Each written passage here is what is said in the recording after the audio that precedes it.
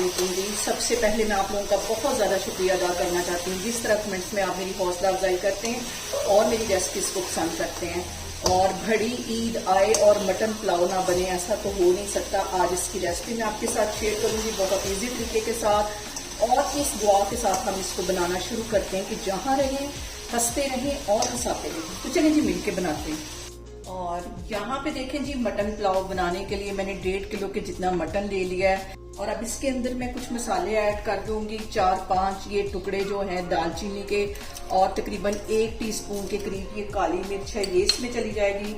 और 1.5 टीस्पून के करीब इसमें मैं डाल दूंगी नमक, और इसके साथ ही आधा टीस्पून के करीब इसमें मैं डाल दूंगी हल्दी का, और तकरीबन 4 गिलास के जितना इसमें मैं पानी डाल दूंगी। और बिल्कुल लो फ्लेम पे इसको पकने के लिए मैं छोड़ दूंगी ताकि हमारा जो मटन है वो अच्छी तरह गल जाए।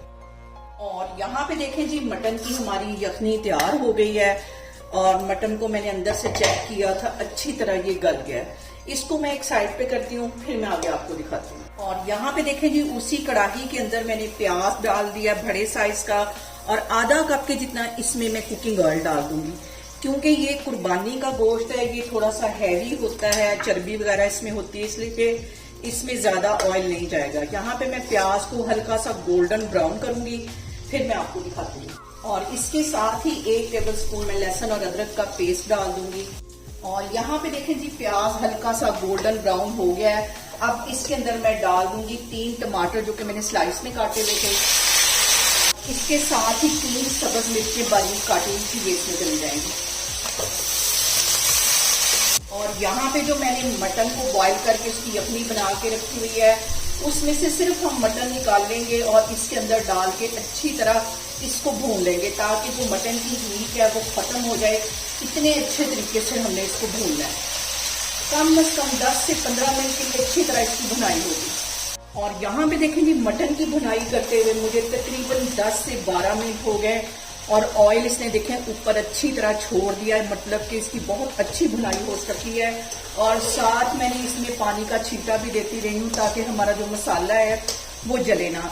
यहाँ पे मैं इसमें डालती हूँ 1 टेबल स्पून भर के कुटा हुआ सूखा धनिया, और 1 ही टेबल स्पून इसमें चला जाएगा साबुत जीरा।